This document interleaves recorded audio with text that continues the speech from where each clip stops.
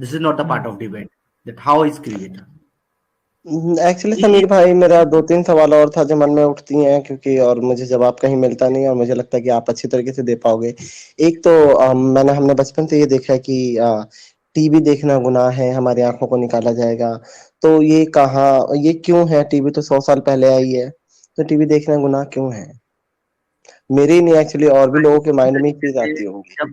جب آپ T V کی بات کرتے ہیں تو پیرللی آپ کو یہ بھی دیکھنا ہوگا کہ فوٹو کھنچانا بھی حرام ہے, ٹھیک ہے, ہاں اور اس کے علاوہ جو ہے نا فلمیں دیکھنا اور فلمیں بنانا بھی حرام ہے.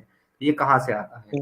ایکچولی محمد صاحب کے ٹائم پہ جو تھا وہ گانا بجانا ہوا کرتا تھا, لوگ جو ہے گانا بجانا ناچ گانا دیکھتے تھے, اس لیے محمد صاحب نے وہ گانا بجانا ناچ گانا حرام کیا, جو کہ موسٹلی مووی اور گانوں میں ہوتا ہے, اس لیے وہ حرام ہے. پکچرز اس لیے حرام ہے اسلام میں کیونکہ کسی بھی مجسمے کو بنانا یعنی مورتی کو بنانا, اس کو اپنے گھر میں رکھنا, اس کو پوجنا, یہ حرام ہے اس لیے اسلام میں, اس لیے سارے فوٹوز اینڈ یہ سب جو ہے نا وہ حرام ہو گئے. دوسری بات یہ ہے کہ اسلام کے اندر جو ہے پینٹنگ بنانا وہ حرام ہے, اس لیے بائی ڈیفالٹ سارے کے سارے پکچرز ٹی وی سیریلز حرام ہو گئے. لیکن آپ کو میں ایک مزے کی بات یہ بتاتا ہوں کہ اسلام میں یہ ساری چیز حرام ہے, لیکن یہ ساری چیز جائز ہیں اگر اس سے اسلام کا بینیفٹ ہو رہا ہو.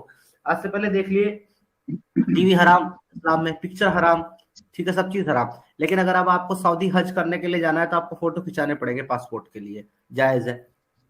اگر آپ حج کرنے کے لیے جانا ہے, اگر آپ کو, کیونکہ آپ دین کا کام کرنے جا رہے ہیں, اگر آپ کو, اب ملاؤں نے یہ دیکھا کہ بھئی یہ سوشل میڈیا جو ہے اس کے تھرو اور ٹی وی کے تھرو تو یہ اسلام کی پریچنگ کی جا سکتی ہے, تبلیغ کی جا سکتی ہے, تو انہوں نے حرام کر دیا, حلال کر دیا اس کو. اب سارے ملا آپ کو ٹی وی پہ ڈیبیٹ کرتے ہوئے نظر آئیں گے اسی حرام چیز کو ہاں میں استعمال نے یہ چیز دیکھا کہ جتنے بھی بڑے بڑے جو فتوا جاری کر رہے ہیں وہ ٹی وی کے ذریعے جاری, اس کے ذریعے جاری کر رہے ہیں.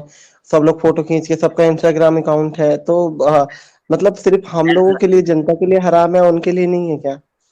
ایگزیکٹلی وہی میں بتا رہا ہوں, جس کام سے دین کا اور اسلام کا فائدہ ہوتا ہو وہ کام ناجائز ہوتے ہوئے بھی جائز ہے. اسلام میں آپ نے بڑی بڑی پیاری ایک بات کہی تھی کہ اسلام میں تو یہ لکھا ہے کہ جھوٹ بولنا گناہ ہے. پھر وہ ملا کیوں جھوٹ بول رہا ہے؟ کیونکہ سر اسلام میں جھوٹ بولنا گناہ ہے اگر آپ اسلام کے خلاف بولتے ہیں تو, لیکن اگر آپ اسلام کے فیور میں بولتے ہیں اٹ از الاؤڈ. محمد بن مسلمہ جو کہ ایک صحابی ہے اللہ کے رسول کا, جس نے کہ کنانہ کا قتل کیا, ہو اس کنانہ صفیہ کا ہسبینڈ, صفیہ بنتے ہوئی جو ہے, جو محمد صاحب کی بیوی ہے, جس کو انہوں نے بنو قریظہ کے ٹرائب سے, قبیلے سے انہوں نے مال غنیمت کے طور پہ حاصل کیا اور بعد میں اس کو اپنی بیوی بنایا. اس کا ہسبینڈ تھا کنانہ, اس کو مارنے والا محمد بن مسلمہ, اوکے جی. اور اس کے بعد میں قعب بن اشرف جو کہ بنو نذیر قبیلے کا سردار تھا, اس کا گناہ صرف اتنا تھا کہ وہ پوئٹری کرتا تھا محمد صاحب کے خلاف. تو اس نے, محمد صاحب نے یہ کہا کہ کوئی ہے جو مجھے قعب بن اشرف سے مجھے نجات دلائے, وہ میرے بارے میں پوئٹری کرتا ہے, لوگوں کو بھڑکاتا ہے. تو محمد بن مسلمہ کھڑا ہوا اور اس نے یہ کہا کہ میں کروں گا لیکن مجھے 2 اجازت چاہیے, 2 پرمیشن چاہیے. انہوں نے بولا کیا؟ ایک تو مجھے جھوٹ بولنے کی اجازت چاہیے, نمبر 2 مجھے جو ہے التقیہ کرنے کی اجازت چاہیے. محمد صاحب نے اس کو دونوں اجازت دی, جھوٹ بولنے کی بھی اور التقیہ کرنے کی بھی. اس کے بعد وہ محمد بن مسلمہ جو ہے وہ کنانہ کے پاس پہنچا اور جا کر کے کہا کہ میں بھی ایک مشرک ہوں اور میں بھی محمد کے ظلم سے پریشان ہوں, تو لہٰذا میں تمہارا ساتھ دوں گا محمد کے خلاف لڑائی کرنے میں اور تبلیغ کرنے میں. اس نے اس کے اوپر ٹرسٹ کر لیا, اور جب اس نے اس کے اوپر ٹرسٹ کر لیا تو دوسری ملاقات میں وہ اپنے 2 صحابیوں کو لے کر کے گیا. کنانہ کو اس کو قعب بن اشرف کو آواز لگائی. اس کی بیوی نے کہا رات کا وقت ہے, محمد صاحب آپ کے خلاف ہے, اب باہر نہ جائے. ان کا نہیں, وہ تو مسلمہ ہے, میرا دوست ہے, ملنے آیا ہے. یہ باہر گئے. اس نے کہا کہ بھائی تمہارے سر سے تو بڑی اچھی خوشبو آ رہی ہے, کیونکہ وہ جو قعب بن اشرف کی بیوی جو بڑا اچھا عطر بناتی تھی, عطر عرب کے اندر بڑا فیمس تھا اس ٹائم. اس نے کہا کہ آپ کے سر سے بڑی اچھی خوشبو آ رہی ہے, کیا میں سونگ سکتا ہوں؟ اس نے سر آگے کیا, اسے سونگ لیا. اس نے کہا واہ واہ کیا خوبصورت خوشبو ہے, بڑی پیاری ہے, کیا ایک بار اور سونگ سکتا ہوں؟ جب دوسری بار قعب بن اشرف نے اثر آگے کرا تو اس نے اس کی منڈی پکڑ لی اور اس کے ساتھیوں نے اس کی تلوار نکال کے اس کو مار ڈالا. تو یہاں پر ثابت ہوا کہ جھوٹ بولنا بھی جائز ہے اگر آپ کو اسلام کی فائدہ کرنا ہے. تو ہر چیز جائز ہے اسلام میں اگر وہ اسلام کے فائدے کے لیے استعمال ہو رہی ہو. تو جھوٹ بولنا بھی اور قتل کرنا بھی اور دھوکہ دینا بھی.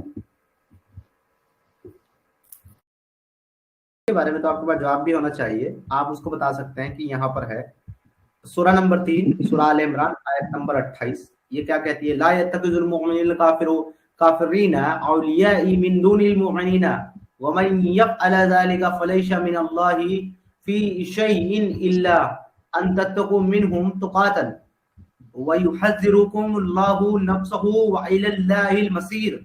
यानी कि इसकी ट्रांसलेशन जब आप पढ़ेंगे, मैं उर्दू में आपको पढ़ के बता देता हूँ, यहाँ पे लिखा हुआ है, अहले ईमान ना बनाओ काफिरों को अपना दोस्त, यानी कि ऐ मुसलमानों काफिरों को अपना दोस्त ना बनाओ, ईमान को अहले ईमान को छोड़कर, यानी मुसलमानों को छोड़कर सिर्फ मुसलमानों को दोस्त बनाओ, काफिरों को दोस्त मत बनाओ। जो कोई भी ये हरकत करेगा तो फिर अल्लाह के साथ उसका कोई ताल्लुक नहीं,